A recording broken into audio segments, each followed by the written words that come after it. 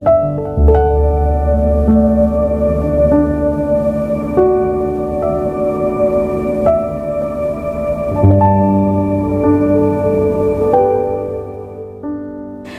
இரவு தியானத்திற்காக தேவன் நமக்கு தந்த வேத வசனம் ஆதியாகமம் 8வது அதிகாரம் 20வது வசனம். அப்பொழுது நோவா கர்த்தருக்கு ஒரு பலிபீடம் கட்டி சுத்தமான சகல மிருகங்களிலும் சுத்தமான சகல பறவைகளிலும் சிலவற்றை தெரிந்து கொண்டு அவைகளை பலிபீடத்தின் மேல் தகன பலிகளாய் பலியிட்டான். கிறிஸ்துவுக்குள் பிரியமானவர்களே, தேவன் பூமி எங்கும் அக்கிரமம் பெருகியதால் எல்லா மனிதர்களையும் எல்லா ஜீவராசிகளையும் அழித்து போடும் என்று முடிவெடுக்கிறார். ஆனால் நோவாவிற்கு மட்டும் தேவன் கண்களில் கிருபை கிடைக்கிறது. அவன் குடும்பம் முழுவதும் காப்பாற்றப்படுகிறது. எல்லாவிதமான மிருகங்கள், பறவைகள் என்று எல்லாவற்றிலும் ஒவ்வொரு ஜோடியையும் நோவா குடும்பத்தையும் ஒரு பெரிய பேழையில் வைத்து தேவன் தப்ப வைக்கிறார். நோவா பேழைக்குள் 150 நாட்கள் இருக்கிறார். கொஞ்சம் யோசிச்சு பாருங்க. 150 நாட்கள் ஒரே பேழைக்குள் எல்லா மிருகங்கள், பறவைகளுடன் இருந்திருக்கிறார். சத்தம் அதிகமாக இருந்திருக்கும், சுத்தம் இல்லாமல் இருந்திருக்கும், நாற்றம் அடித்திருக்கும். வெளி உலகை எப்போ பார்ப்போம் என்று பயங்கரமான ஆவலாக இருந்திருக்கும். நீங்களோ நானோ வென்றால் வெளியே வந்தவுடன் ஒரு பெருமூச்சுடன் சந்தோஷமாக ஒரு வாக்கு போயிருந்திருப்போம். ஆனால் நோவா என்ன செய்தார்? அவர் வெளியே வந்தவுடன் கர்த்தருக்கு ஒரு பலிபீடம் கட்டுகிறார். ஆபிரகாம் இவரை விட மேல்.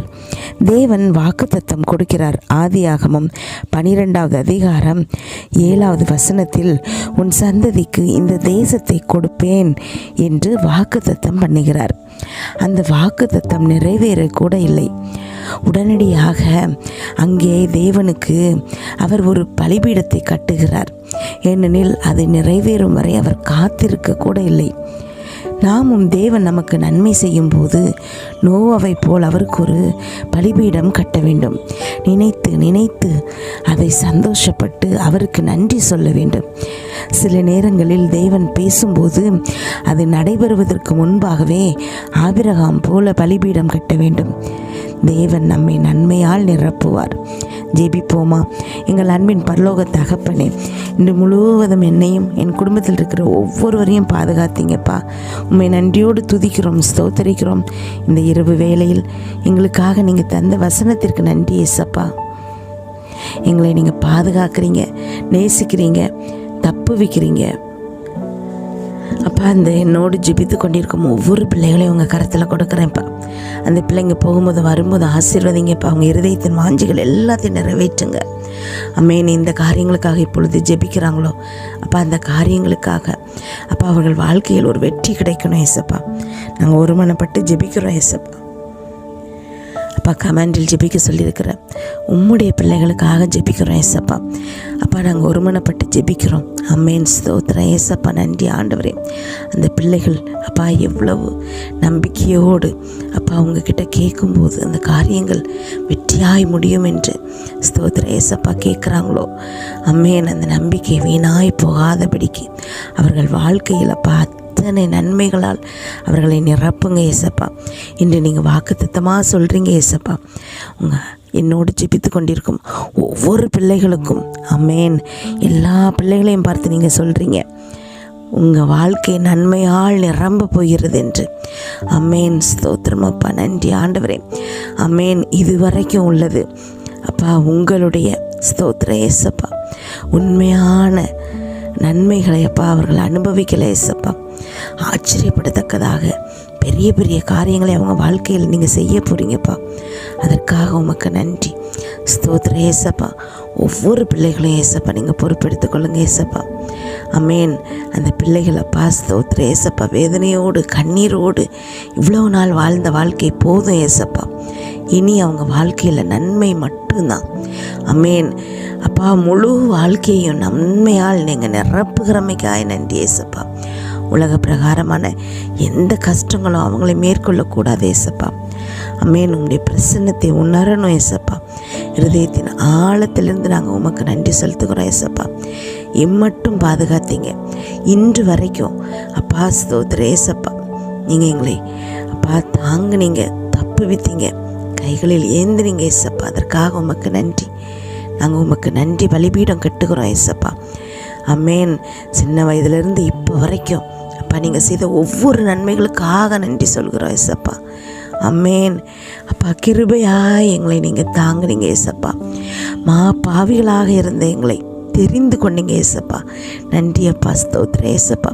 எத்தனையோ ஜனங்கள் உம்முடைய அன்பை உணர முடியாமல் அமேன் கல்லையும் அப்பா மண்ணையும் ஸ்தோத்திரம் ஏசப்பா வணங்கிட்டு இருக்காங்க ஏசப்பா.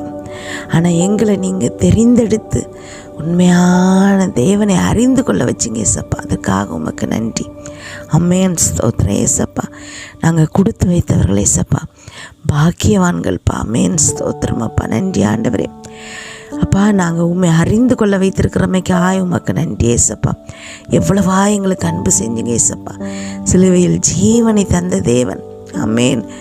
எல்லா துதியும் கனமும் அப்பா உமக்கு ஒருத்தருக்கே நாங்கள் செலுத்துக்கிறோம் ஏசப்பா. நீங்கள் பரிசுத்தருப்பா, பரிசுத்தர். எல்லா மகிமைக்கும் காரணர் நீங்கப்பா. அமேன் அமேன் ஸ்தோத்திரம் ஏசப்பா. நன்றி செலுத்துகிறோம் ஏசப்பா. உண்மை புகழ்கிறோம் ஏசப்பா.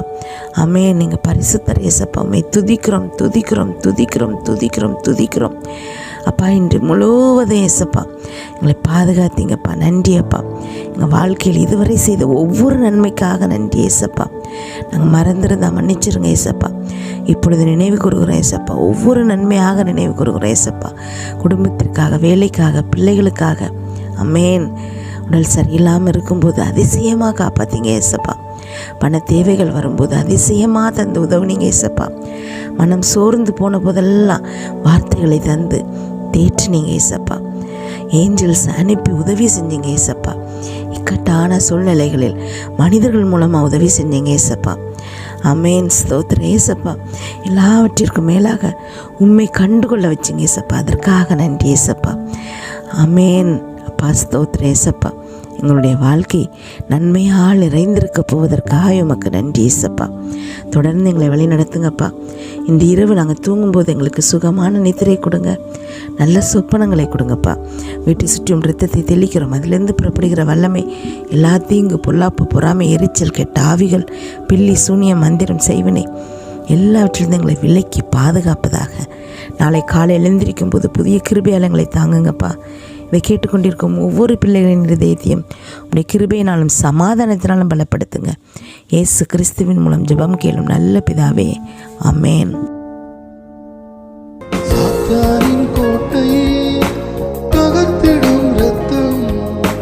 பரிந்து பேசிடும் உன் கல்வாரி